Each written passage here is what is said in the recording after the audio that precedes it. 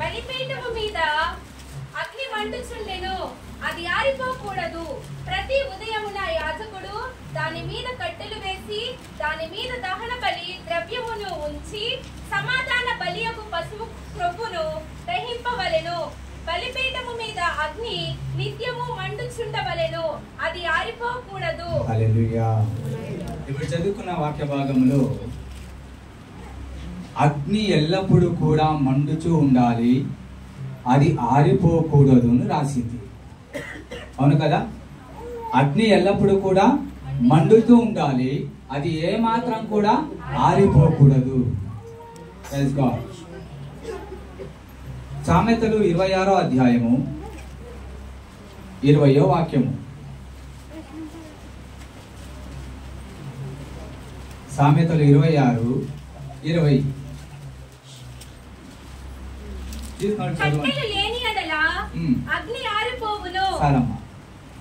మొదటిగా చూసుకున్నాము, బలిపీఠం మీద అగ్ని ఎల్లప్పుడూ కూడా మండుతూ ఉండాలి, ఆరిపోకూడదు. హల్లెలూయా.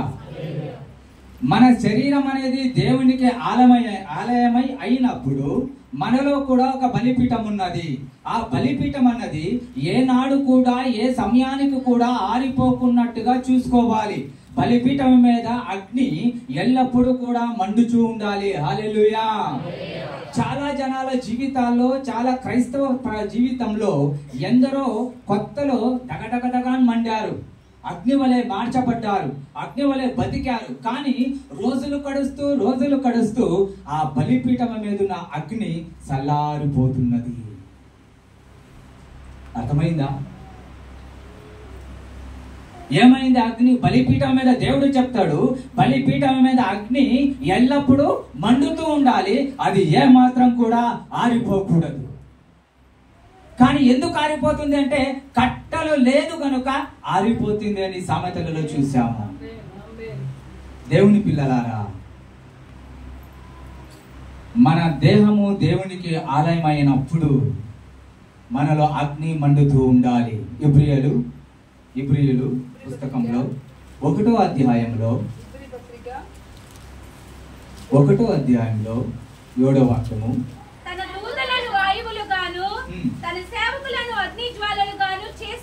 ఏమి చేస్తున్నాడమ్మా?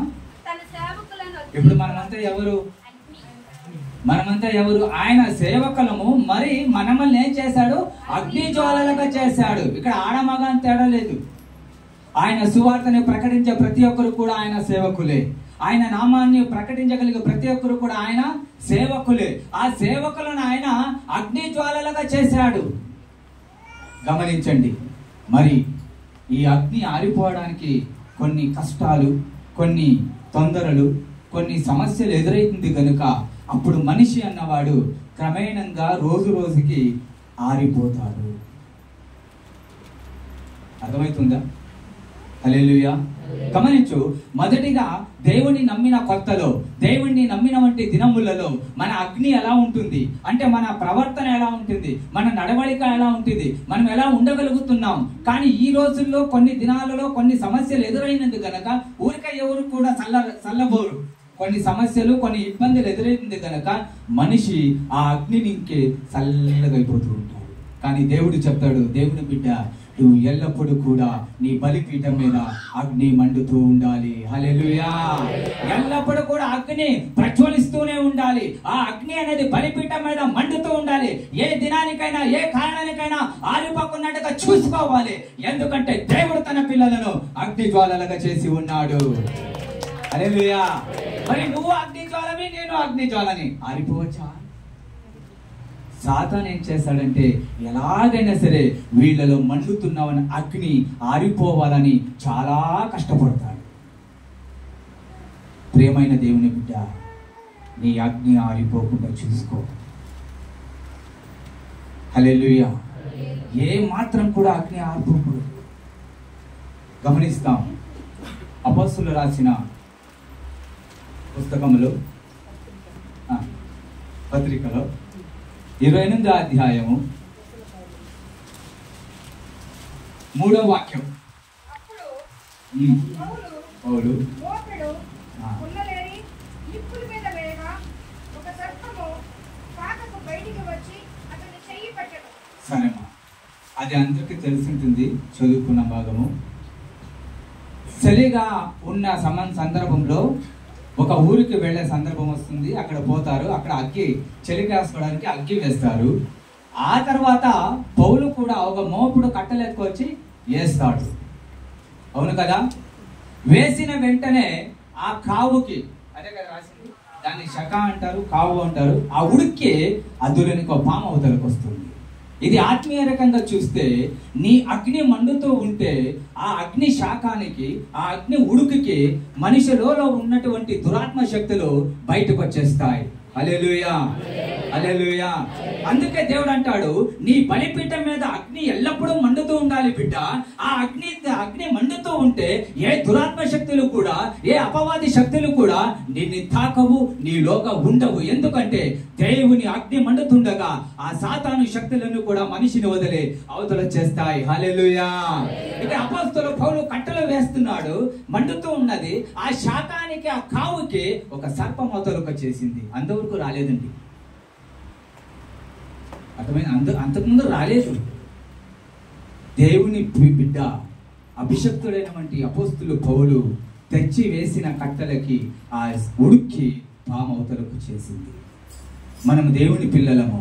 మన బలిపీఠం మీద అగ్ని మండుతూ ఉండాలి. ఆ అగ్ని మండుతూ ఉంటే ఏ దురాత్మ శక్తులు కూడా ఆ దగ్గరికి రావు, ఆ ఉడికి, ఆ కావుకు. అందుకే దేవుడు అన్నాడు, నీ బలిపీఠం మీద ఎల్లప్పుడూ కూడా అగ్గి మండుతూ ఉండాలి, ఏ మాత్రం కూడా ఆరిపోకూడదు. మీకు అర్థమవుతుందా? ఆ కట్టలు అనగా ఏంటి అంటే దేవుని మీద భయం, దేవుని మీద ఉన్న భక్తి లేకపోతుంది. ఎఫెసీయులకు రాసిన పత్రిక 6వ అధ్యాయము, ఎఫెసీయులకు రాసిన పత్రిక 6వ అధ్యాయంలో చదువుకున్న భాగం 16.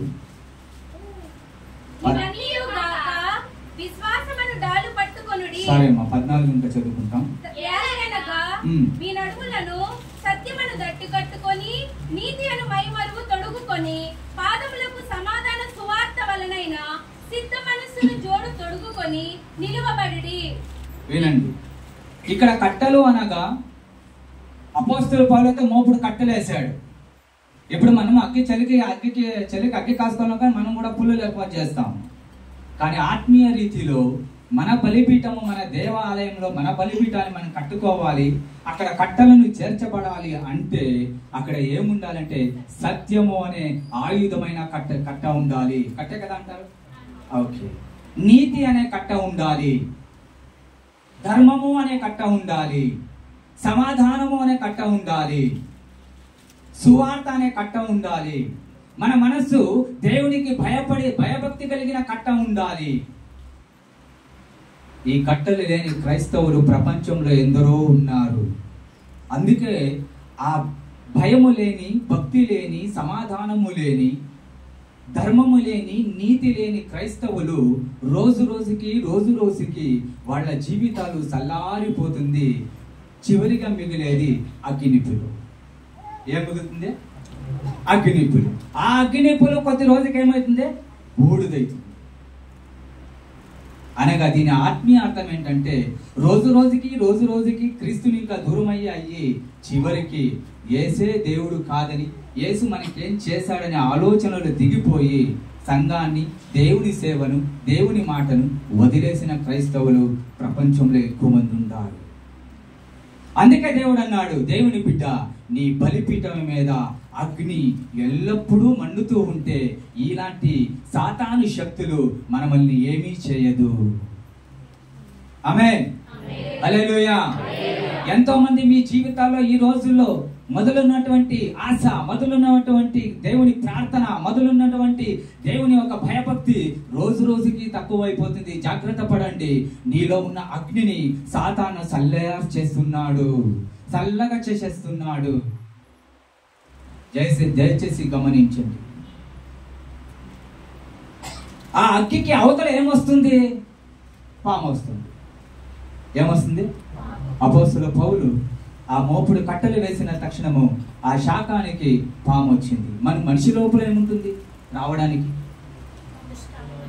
ఎఫెసీయులు 4వ అధ్యాయము 31వ వాక్యము. మరి ద్వేషము, కోపము, క్రోధము, అల్లరి దూషణ ఇవన్నీ మనిషిలో ఉంటుందా ఉండదా? ఆమేన్.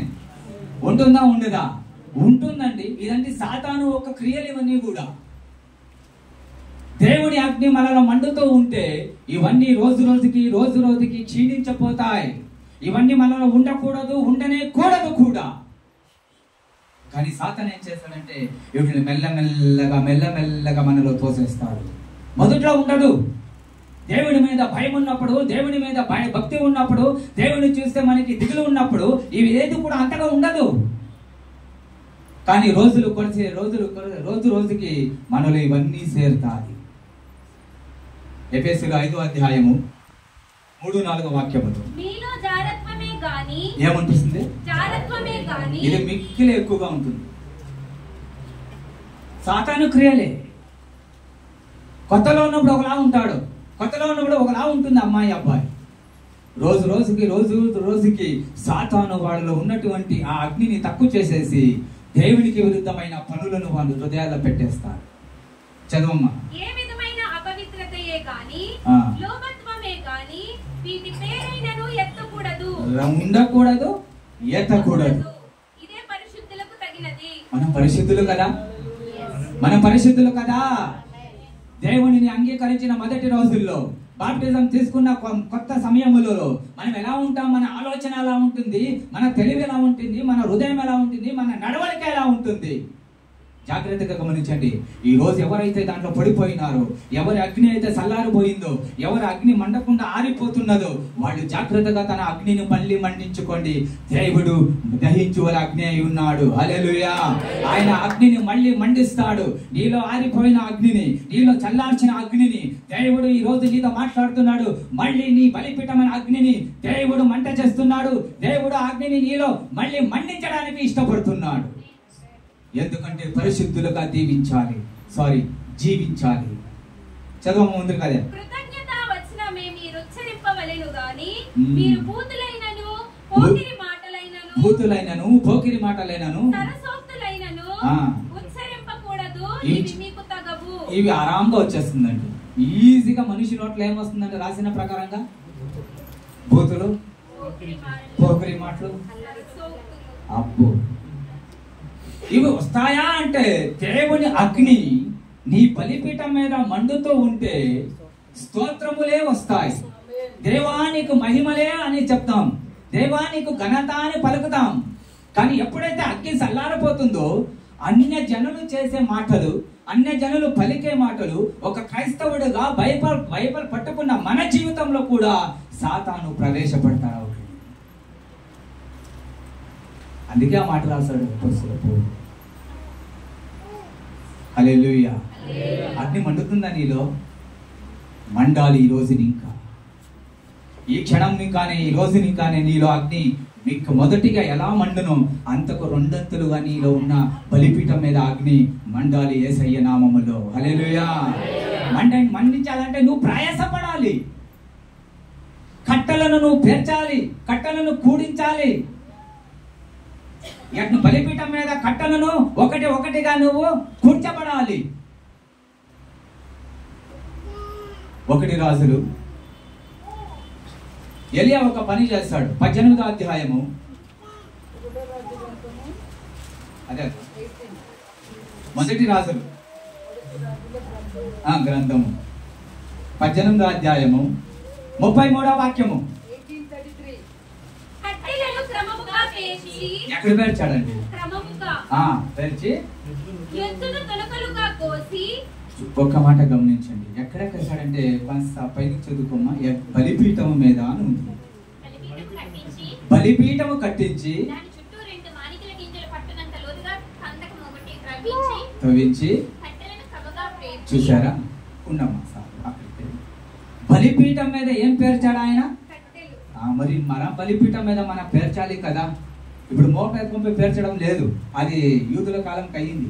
ప్రభు యేసు స్వామి వచ్చినాక నీ దేహమే దేవునికి ఆలయము అన్నాడు గనుక ఈ ఆలయంలో బలిపీఠం ఉంటుంది గనుక ఈ ఆలయంలో మనం కట్టలు పేర్చాలి. ఆ కట్టలే దేవుని మీద భయము, ఆ కట్టే దేవుని మీద భక్తి, ఆ కట్టే సత్యవాక్యమును బట్టి నడవాలి, ఆ కట్టే ధర్మం ప్రకారంగా నడవాలి, ఆ కట్ట నీతి అయిన కట్టగా. ఇవన్నీ కూడా మన శరీరంలో మన లోపల మనము క్రమముగా ఏం రాశాడు అక్కడ పేర్చాలి.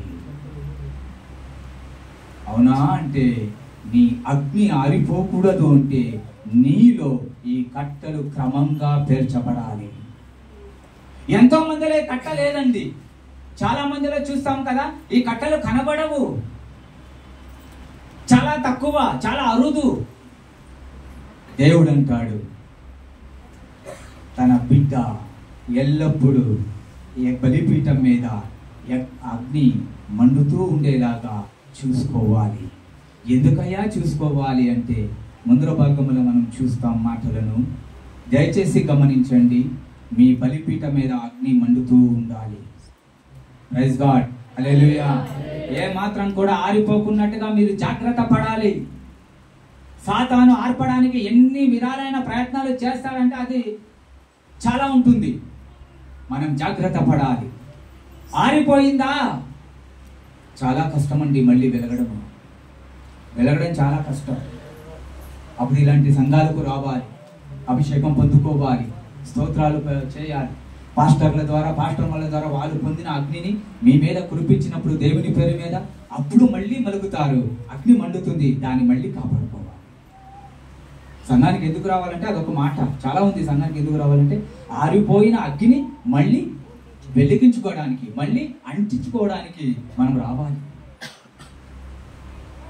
హల్లెలూయా. మాట్లాడుకుందాం ఒక దీని సంఘానికి ఎందుకు రావాలి అనే టైటిల్ పెట్టి మనం మాట్లాడుకుందాం. ఇప్పుడు నీ బలిపీఠం మీద అగ్ని ఎల్లప్పుడూ కూడా మండుతూ ఉండాలి. ఎందుకు ఆరిపోయిందండి? అమ్మ చెప్పారు కట్టలు లేక, చాలా మందికి లేవు. ఈరోజు దేవుడు మనతో మాట్లాడుతున్నాడు. మళ్ళీ నీ బలిపీఠాన్ని దేవుడు అగ్నితో మండించబోతున్నాడు. హల్లెలూయా, హల్లెలూయా. చూస్తామండి, దేవుడు మండిస్తాడంటారా? లేవికాండము 1వ అధ్యాయము, లేవికాండము 7వ వాక్యం చదువుకుంటామండి. యాజకుడైన అహరోను కుమారులు బలిపీఠము మీద అగ్ని ఉంచి ఆ అగ్ని మీద కట్టెలను చక్కగా పేర్చవలెను. అప్పుడు యాజకులైన అహరోను కుమారులు ఆ అవయములను, తలను, క్రొవ్వును బలిపీఠము మీదనున్న అగ్ని మీద కట్టెల పైని చక్కగా పేర్చవలెను. చూడండి, చదువుకున్న వాక్య భాగంలో బలిపీఠాన్ని కట్టారు, అందులో కట్టలని క్రమంగా పేర్చారు. ఆ తర్వాత ఏం చేశారు? అవయవములను ఆ కట్టల మీద పెట్టారా లేదా? ఏంటి అవయవములు? వధించబడిన పశువు యొక్క అవయవములు. ఆమేన్. బలిపీఠం ఎందుకు, అందులో అగ్గి ఎందుకు అనగా మన కొరకు ఆ రోజు మన పితృల కాలంలో పాప క్షమాపణ కొరకు ఎద్దుల్ని, పోతుల్ని, పొట్టేళ్ళని కోసి బలి ఇచ్చి దానిపై కట్టల మీద పెట్టేవాళ్ళు. ఇప్పుడు మన క్రీస్తు జీవితంలో ఆత్మీయతనికి వస్తే ఆ బలి వధించిన ఆ పశువు యొక్క మాంసఖండాలు తుండు తుండుగా కత్తిరించేశారు కదా, అది ఈ ఆత్మీయ జీవితానికి వస్తే హోషేయ రాసిన పుస్తకము 14వ అధ్యాయము 2వ వాక్యము.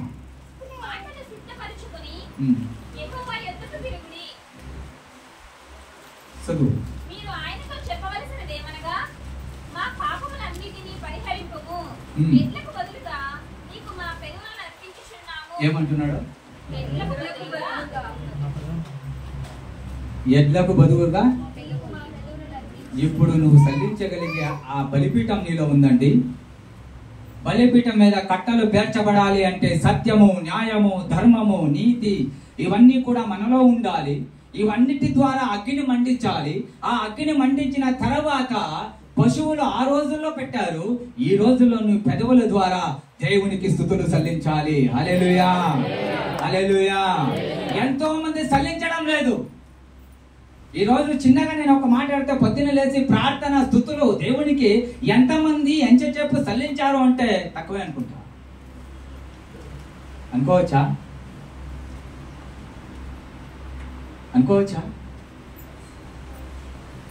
అక్కడే గమనించాలి, నీ బలిపీఠం మీద అగ్ని సలాడుతూ ఉన్నది. ఒకరోజు ఏమైతుంది తెలుసా? ఆ అగ్ని క్లీన్ గా ఆరిపోయి నిప్పు మిగులుతుంది. ఆ నిప్పు కూడా ఒకరోజు ఏమైతుందంటే బూడిదైపోతుంది. బూడిద మనం ఏం చేస్తామండి? పెట్టుకుంటామేంటి? అగ్ని పైన పెట్టుకుంటాము. ఎందుకు? ఇస్త్రీ చేయడానికి. అవునా? బూడిద పెట్టుకోమండి. ఏమో పాతకాలంలో అయితే పాత్రతో పెట్టుకునే వాళ్ళేమో, ఇప్పుడు లేదు. వాషింగ్ పౌడర్, నిర్మా పౌడర్ వచ్చిన తర్వాత అమ్మాయి గారేమో చెప్పారు. చాలా జాగ్రత్తగా గమనించండి. నీ బలిపీఠం మీద అగ్ని ఆరుకున్నట్టుగా చూసుకోవడమే నీ పని. నీ బలిపీఠంలో ఏ మాత్రం కూడా అగ్ని ఆరిపోకూడదు. సాతాను ప్రతి క్షణము కూడా ఆ అగ్ని ఆరిపోవాలని వాడు ప్రయత్నం చేస్తూనే ఉంటాడు. దేవుడు ఏమంటాడంటే, నా బిడ్డ నేను మండించిన అగ్ని ద్వారా వాడు ఎల్లప్పుడూ స్ట్రాంగ్ గా నిలబడాలి, గట్టిగా నిలబడాలని ఆయన ఎంతో ఆశపడతాడు. హల్లెలూయా. ఇప్పుడు దాన్ని చదువుకున్నాం. హెబ్రీయులు 13:15. హెబ్రీయులు పుస్తకంలో 13:15. కాబట్టి ఆయన ద్వారా మనము దేవునికి ఎల్లప్పుడూ స్తుతి యాగము చేయుదుము. యా యాగమమ్మా? స్తుతి యాగము. ఒకరోజు చాలా యాగాలు చేసేవాళ్ళు. 5-6 యాగాలు ఉండేది. లేవి కాండంలో 7వ అధ్యాయంలో 37వ వాక్యంలో రాసింది అది. అన్ని యాగాలు చేసేవాళ్ళు. కానీ ప్రభు యేసు స్వామి వారు వచ్చిన తర్వాత ఆ అన్ని యాగాలు మానేసి మన పెదవుల ద్వారా స్తుతి చేయడమే గొప్ప యాగముగా నిలిచింది. ఆమేన్. వింటున్నారా మీరు? అర్థమవుతుందా మీకు? మీ పెదవుల ద్వారా స్తుతి యాగము మనం చేయాలి. చేయని వాళ్ళకి ఒకటే మాట, వాళ్ళ అగ్ని రోజు రోజుకి ఆరిపోతూ ఉంటుంది. మండించాలి. చదువమ్మా. అనగా ఆయన నామమును ఒప్పుకొనుచు జీవఫలము అర్పించదము. మళ్ళీ ఉపకారమును ధర్మమును చేయ మరచిపోకుడి. అట్టి యాగములు దేవునికి ఇష్టమైనవి. ఎట్టి యాగములు? స్తోత్రములోనే బలియాగము చేయాలి, దాన ధర్మం అనే బలియాగము కూడా చేయాలి. అప్పుడైతే ఒక పోతను కోసేసి దాన్ని కట్టెల మీద పెట్టేది మండించేవాడు. అదే చదువుకున్నాం కదా, లేవి కాండం 1వ అధ్యాయం 7-8. కానీ ఇప్పుడు అలా లేదు కదా, ఉందా? ఇప్పుడు నువ్వే నీ శరీరమునే దేవునికి సజీవ యజ్ఞముగా అర్పించాలి అని రాయబడి ఉన్నది. వింటున్నారా? అర్థమవుతుందా? హల్లెలూయా. నీ బలిపీఠంలో అగ్ని ఆరిపోకున్నట్టుగా చూసుకోవాలి. అందుకు కట్టలు ఎప్పుడు కూడా మనం సిద్ధపరచాలి. ఎప్పుడు సిద్ధపరచాలి? లేవి కాండము 6వ అధ్యాయము 9వ వాక్యము. నీవు అహరోనుతోను అతని కుమారులతోను ఇట్లనుము, ఇది దహన బలి గూర్చిన విధి. దహన బలి ద్రవ్యము ఉదయం వరకు రాత్రి అంతయు బలిపీఠము మీద దహించుచుండును. ఎప్పటి వరకు అమ్మా? రాత్రి అంత. 1 గంట, 2 గంటల, సంఘంలో ఉన్న 3 గంటల, లేక ఈ భానువారం సబ్బత్ దిన, ఈ భానువారం ఆదివారమా, ఈ ఆదివారం మాత్రమేనా? కాదండి. నీ బలిపీఠం మీద అగ్ని రేయింపగలు మండుతూనే ఉండాలి. హల్లెలూయా. ఏ మాత్రం కూడా, ఏ క్షణము కూడా అది చల్లారిపోకున్నట్టుగా, ఆరిపోకున్నట్టుగా చూసుకోవాలి. ఇక్కడ ఈ అగ్ని ఆర్పేసావనుకో, ఎక్కడ? నీ దేహం అనే ఆలయంలో ఉన్న బలిపీఠంలో అగ్ని ఆర్పేసావో, ఇంకొక అగ్ని మనుషుల కొరకు కాస్తూ ఉంటుంది. ఏ అగ్ని ఇది? ఆరని అగ్ని, సావని పులుగు, దాని నరకము అని, పాతాళమని. ఆరని అగ్ని. అది ఆరదండి.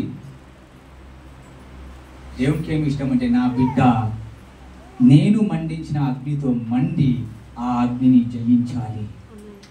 హల్లెలూయా. జయించారు దానియేలు అక్కడ షద్రక్ మేషక్ అబేద్నెగో. చదవండి బాగా.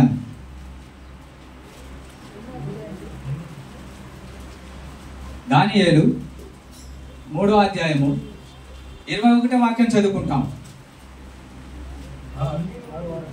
చదవండి మా. 3:21.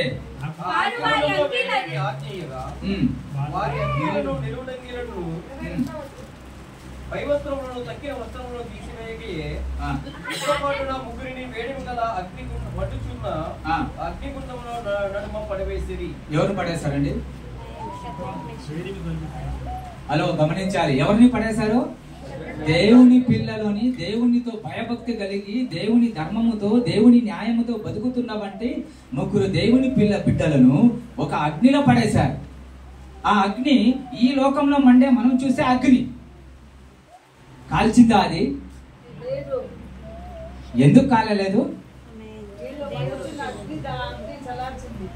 హల్లెలూయా. వీళ్ళలో దేవుడు మండించిన అగ్ని మండుతూ ఉంది కనుకనే ఆ అగ్ని కాల్చలేదండి. మీకు అర్థమైందా? కట్టేశారు, కట్టి వాళ్ళని వేసేశారు. చదువుకుంటాం మరొక వాక్యాన్ని అందులోనే. ఎక్కడ అది? 24.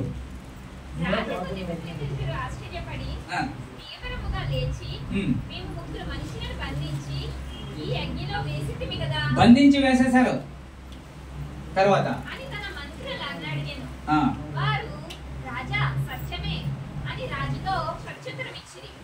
అందుకు రాజు నేను నలుగురు మనుషులని బంధకములు లేక అగ్నిలో సంచరించుకు చూచుచున్నాను. ఉండండి. వీళ్ళు ఏం చేశారు? బంధించి అగ్నిలో వేసేశారు. బంధించి కదా అదే ఉండేది కదా. ఆత్మీయ జీవితంలో అప్పుల వలన బంధించే మనిషి ఉన్నాడు. సాతాను దురాత్మ శక్తి వలన బంధించబడిన మనిషి ఉన్నాడు. భూత ప్రేత మాట మంత్రములతో బంధించిన మనిషి ఉన్నాడు. కొన్ని ఇరుగు పొరుగు వాళ్ళ కను దృష్టి చేత క్షీణించిపోయిన బంధించిన మనిషి ఉన్నాడు. మీకు అర్థమవుతుందా? అప్పులలో, బాధలలో, తంత్ర మంత్రాలలో, ప్రేతాత్మలలో ఇబ్బంది కలిగి బంధించబడిన మనుషులు భూమి మీద కట్టేసిన క్రైస్తవులు ఎంతో మంది ఉన్నారు. ఎందుకు వాళ్ళు విడిపించుకోలేదు అంటే వాళ్ళు వాళ్ళ బలిపీఠముల అగ్నిని ఎప్పుడో చల్లారించుకునేశారు. కానీ వీళ్ళని బంధించి వేశారు. అక్కడ ఇక్కడ చదువుకున్న మాట, రాజు ఏం చూస్తున్నాడు? బంధకములు లేక. ఆమేన్, హల్లెలూయా. దేవుని యొక్క అగ్ని మనలో మండుతూ ఉంటే, దేవుని బలిపీఠం మీద నీ అగ్ని మండుతూ ఉంటే ఎటువంటి బంధనమైన నిన్ను బంధించచాలదు. ఎటువంటి బంధనమైన నిన్ను బంధింపదు. ఎందుకంటే దేవుని అగ్ని నీలో ప్రవహిస్తుంది కనుక, దేవుని అగ్ని నీలో మండుతుంది కనుక, దేవుని అగ్ని రాత్రి పగలు నీతో ఎల్లప్పుడూ కూడా మండుతూ ఉంది కనుక నీ అప్పుల బాధలని ఇంకా, నీ సమస్యలని ఇంకా, నీ బాధలని ఇంకా దేవుడు ఆ బంధకాలను ఇంకా నిన్ను విముక్తి చేస్తాడు, విడుదల చేస్తాడు. చాలా పోరాడుతున్నారేమో, కష్టాలు, చాలా ఇబ్బంది పడుతున్నారేమో. దేవుని బిడ్డ, దేవుడు మండించిన అగ్నిని నువ్వు మండించుకుంటే నీ అగ్ని ఎల్లప్పుడూ కూడా మండుతూ ఉంటుంది. హల్లెలూయా. ఇంకా ఉంది, టైం అయింది. ఒకే వాక్యం చదువుకుంటాం. లేవికాండము 9వ అధ్యాయము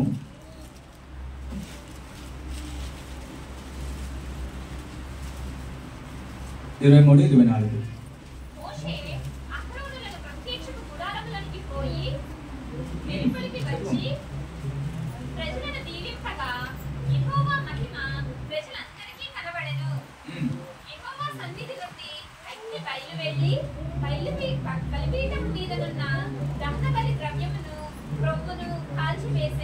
ఎవరు అగ్ని వెళ్ళిందప్ప?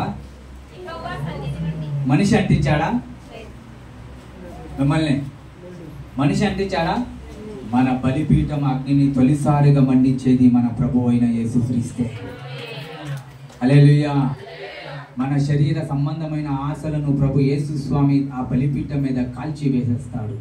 ఉండకూడదు కూడా. ఎంతో మంది ఈరోజు జాగ్రత్త పడండి. నీలో ఆరిపోయిన అగ్నిని దేవుడు మండించడానికి ఇష్టపడుతున్నాడు. నీలో ఆరిపోయిన అగ్నిని దేవుడు వెలిగించడానికి ఇష్టపడుతున్నాడు. నీలో మండుతున్న అగ్ని ఒకప్పుడు ఆరిపోయిందేమో, దేవుడు ఈరోజు మనతో మాట్లాడుతున్నాడు, నీతో నాతో మాట్లాడుతున్నాడు. ఆయన దహించు అగ్ని బలమై ఉన్నాడు కనుక నీ బలిపీఠం మీద ఉన్న అగ్నిని ఆయన మండించడానికి శక్తివంతుడుగా ఉన్నాడు. మోకాళ్ళేసి దేవుని దగ్గర ప్రార్థిస్తాం. అయ్యా, మా అగ్ని ఆరిపోయింది కనుక దయచేసి మా అగ్నిని మండించండి, మా అగ్నిని మండించండి, అగ్నిని మండించండి నాన్న. ప్రభువానికి వందనాలు. మా అగ్ని ఆరిపోయింది. నోరు తెరిచి ప్రార్థన చేస్తాం, నోరు తెరిచి ప్రార్థన చేస్తాం. దేవుని పిల్లలారా, దేవుని పిల్లలారా, దేవుని అగ్ని, దేవుని అగ్ని, దేవుని అగ్ని, దేవుని అగ్ని నీ మీద, నీ మీద ఇప్పుడు దేవుడు మళ్ళీ అంటించబోతున్నాడు, మళ్ళీ అంటించబోతున్నాడు, మళ్ళీ అంటించబోతున్నాడు. నీలో అగ్నిని దేవుడు అంటించబోతున్నాడు. ఆరిపోయిన ప్రతి ఒక్కరు కూడా దేవునిని అడుగుదాం. అయ్యా, నా అగ్ని, నా బలిపీఠం మీద అగ్నిని మళ్ళీ మండించి తండ్రి. నా బలిపీఠం మీద ఉన్న అగ్ని ఆరిపోయింది, ఆరిపోయింది నాన్న, చల్లారిపోయింది తండ్రి. మళ్ళీ అంటించండి, మళ్ళీ మండించండి. యెహోవా, నీ అగ్ని నా బలిపీఠం మీద దిగిరాని తండ్రి, నా బలిపీఠం మీద దిగిరాని తండ్రి. దేవుని పిల్లలారా, అడగండి, అడగండి. దేవుడు ఇలా సెలవిస్తున్నాడు. ఆరిపోయిన ప్రతి బలిపీఠమును, చల్లారిపోయిన ప్రతి బలిపీఠమును ఈ రోజు మండిస్తానని దేవుడు మళ్ళీ మాటిస్తున్నాడు. దేవుడితో ఏకీభవించండి, దేవుడితో ఏకీభవించండి. అడగండి, అయ్యా, నా బలిపీఠముల మీద అగ్నిని మండించు నాన్న, నా బలిపీఠం మీద అగ్నిని మండించు, మండించు, మండించు, మండించు నాన్న. దేవా, నీ పిల్లలు అడుగుతున్నారయ్యా, నీ బిడ్డలు అడుగుతున్నారయ్యా, బలిపీఠం మీద అగ్నిని మండించు నాన్న, చల్లారిపోయిన అగ్నిని మండించు నాన్న. సత్యం, న్యాయం, నీతి, ధర్మం అనే, ఉపవాసం అనే, ప్రార్థన అనే కట్టల ద్వారా నీ పిల్లలు నీ సన్నిధానానికి వస్తున్నారు నాన్న. బలపరచండి, బలపరచండి, బలపరచండి. ఉపవాసం వేయడానికి తొందరగా ఉంటే ఉపవాసం వేసే శక్తిని నీ బిడ్డలకు ఇవ్వండి. ప్రార్థన చేయడానికి తొందరగా ఉంటే ప్రార్థన చేయడానికి శక్తిని నీ బిడ్డలకు ఇవ్వండి. అగ్ని ఆనుకున్నట్టుగా నీ బిడ్డలను ఆశీర్వదించండి నాన్న. ప్రార్థించుకుంటాం, ప్రార్థించుకుంటాం, ప్రార్థించుకుంటాం. మహిమ కలిగిన దేవా, మహిమ కలిగిన దేవా, నీకు వందనాలు, నీకు వందనాలు, నీకు వందనాలు నాన్న. హల్లెలూయా. అంత్యకాల అభిషేకం సర్వజనుల కోసం, కోతకాల దినములవే తండ్రి నీ ఆత్మతో నింపుము. అంత్యకాల అభిషేకం సర్వజనుల కోసం, కోతకాల దినములవే తండ్రి నీ ఆత్మతో నింపుము.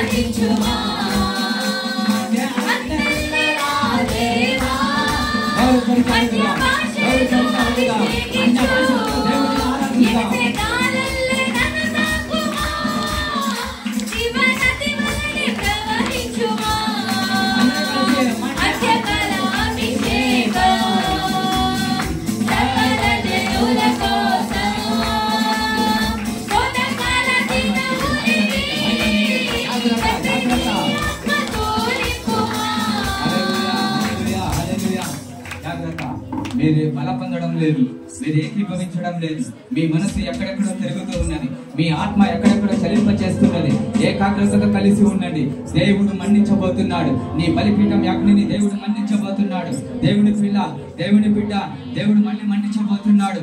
జాగ్రత్తగా గమనించు, జాగ్రత్తగా ఉండు. పడమ మండే అగ్నిల్లరా దేవా,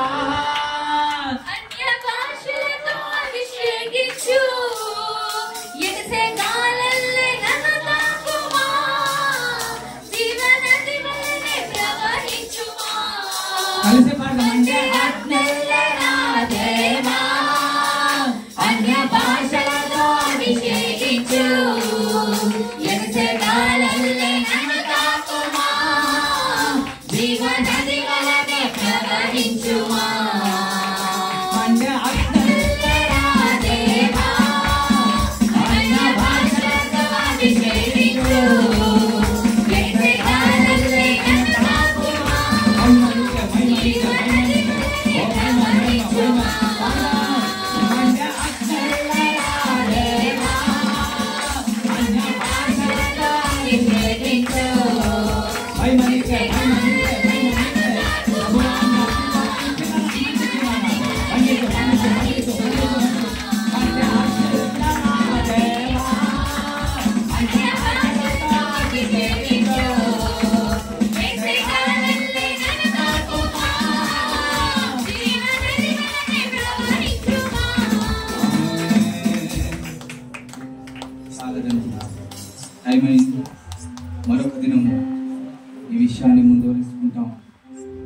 ప్రభు ఈ వాక్యం దీవించినందుకు వందనాలు నాన్న. నీకే మహిమ, నీకే ఘనత. ఆమేన్. దయచేసి తండ్రి యొక్కయు కుమారుని యొక్కయు పరిశుద్ధాత్మ యొక్క నామమున బాప్టిజం తీసుకున్న ప్రతి ఒక్కరు దేవుని యొక్క బల్లారాధనకి సిద్ధము కావాల్సిందిగా సంఘం తరపున కోరుకుంటున్నాము. వాక్యం చదువుకుంటాం. మొదటి కొరింథీ 10వ అధ్యాయము.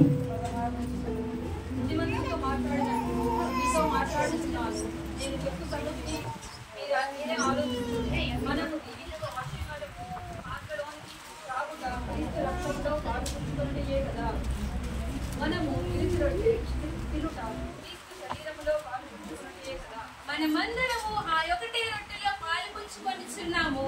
రొట్టె ఒకటే కనుక అనేకులమైన మనము ఒక్క శరీరమై ఉన్నాము.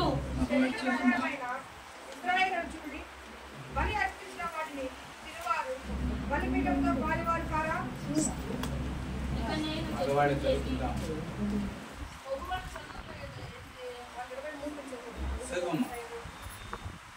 ఇక నేను చెప్పినదేమి విగ్రహార్పితములలో ఏమైనా ఉన్నదని అయినను విగ్రహములలో ఏమైనా ఉన్నదని అయినను చెప్పేదనా? లేదు గాని అన్యజనులు అర్పించు తనకు దేవునికి కాదు దెయ్యములకే అర్పించుచున్నారని చెప్పుచున్నాను.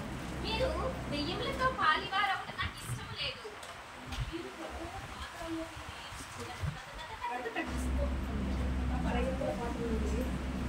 చదవండి మిగతా వాళ్ళు.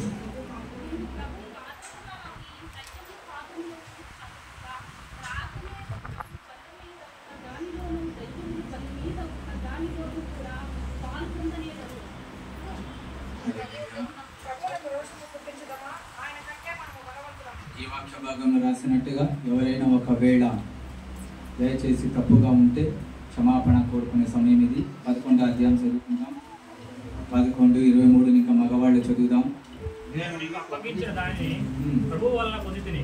ప్రభువైన యేసు తాను అప్పగింపబడిన రాత్రి ఒక రొట్టెను ఎత్తుకుని కృతజ్ఞతాస్తుతులు చెల్లించి దానిని విరిచి, ఇది మీ కొరకైన నా శరీరం, తన జ్ఞాపకం చేసుకుని దీనిని చేయుడని చెప్పాను. ఆ ప్రకారమే భోజనమైన పిమ్మట ఆయన పాత్రను ఎత్తుకొని, ఈ పాత్ర నా రక్తం వలన కొత్త నిబంధన, మీరు దీనిలో తాగునప్పుడల్లా నన్ను జ్ఞాపకం చేసుకున్నట్టుకై దీనిని చేయడని చెప్పాను. మీరు రొట్టెను తిని ఈ పాత్రలోనే తాగునప్పుడల్లా. మరొకరు చదవండి. యాదవ వాక్యం నిలబెట్టింది. ఆ ప్రకారం భోజనమైన పిమ్మట ఆయన ఒక పాత్రను ఎత్తుకొని, ఈ పాత్ర నా రక్తం వలనైన క్రొత్త నిబంధన, మీరు దీనిలోని త్రాగునప్పుడల్లా నన్ను జ్ఞాపకం చేసుకున్నట్టుకై దీనిని చేయుడని చెప్పాను. మీలో ఈ రొట్టెను తిని ఈ పాత్రలోనే త్రాగినప్పుడల్లా ప్రభు వచ్చే వరకు ఆయన మరణమును ప్రచురించెదరు. కాబట్టి ఎవడు దేవుని లేక ఆయన పాత్రలో నుండి వారి ప్రభుల యొక్క శరీరమును గురించి రక్తమును గురించి అపరాధి. కాబట్టి ప్రతి మనుషుడు తను తాను పరిరక్షించుకోవాలను. అలాగూ చేసి ఆ రొట్టెను తిని ఆ పాత్రలోనే త్రాగవలను. ప్రభు శరీరం వివేచింపక తిని త్రాగువాడు తనకు శిక్షావిధి కలుగుటకే తిని త్రాగుతున్నాడు. ఇందువలనే మీలో అనేకులు బలహీనులను రోగులనై ఉన్నారు. చాలా మంది నిద్రించుతున్నారు. అయితే విమర్శిస్తున్న ఎడల తీర్పు పొందకపోవడం. మనం విచారించుకుంటే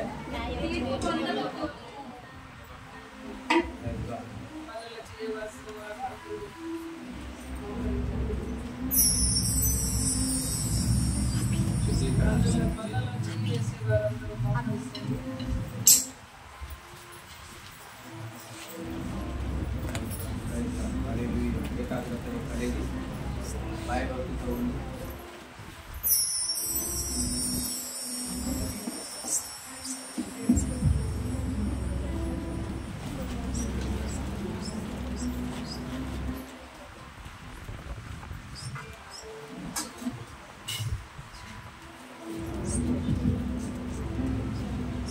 చూడండి, మన ప్రభువు రక్షకుడైన యేసుక్రీస్తు ఒక శరీరం మన మధ్యన ఆయన ఇచ్చి ఉన్నాడు. దీన్ని మనం పూజించడానికి ఆయన ఇచ్చిన కృపకు ఎల్లప్పుడూ మనం స్తోత్రాలు చెల్లిస్తాము. ఆనాడు ఇలాగనే ఆయన తన శిష్యులకు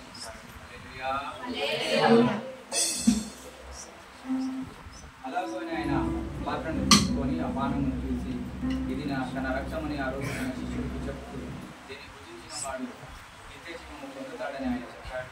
ఇది ఆయన రక్తముగా ఉన్నది. అందరూ కూడా ఈ గురించి పాలు పొందాలని సంఘం తరఫున కోరుకుంటున్నాము.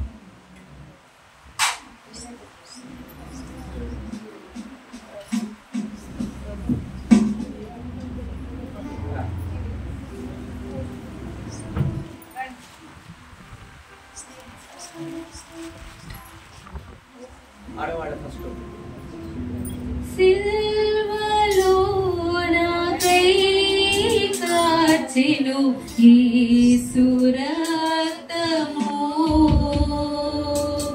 సిల్వలో నాకై కాచెను యేసు రక్తము,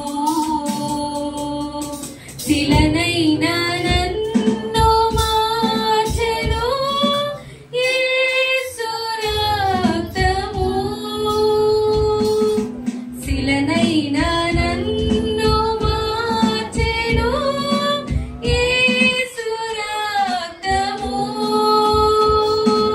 యేసు రక్తము, ప్రభు యేసు రక్తము, యేసు రక్తము, ప్రభు యేసు రక్తము, అమూల్యమైన రక్తము, యేసు రక్తము, అమూల్యమైన రక్తము, యేసు రక్తము, సిల్వలో నాకై కాచెను యేసు రక్తము, సమకూర్చు నన్ను తండ్రితో యేసు రక్తము, సమకూర్చు నన్ను తండ్రితో యేసు రక్తము, తండ్రి చేర్చి చేర్చును యేసు రక్తము, తండ్రి చేసి చేర్చును యేసు రక్తము, యేసు రక్తము, ప్రభు యేసు రక్తము, యేసు రక్తము, ప్రభు యేసు రక్తము, అమూల్యమైన రక్తము, యేసు రక్తము, అమూల్యమైన రక్తము, యేసు రక్తము, సిల్వలో నాకై కాచెను యేసు రక్తము, సిల్వలో నాకై కాచెను యేసు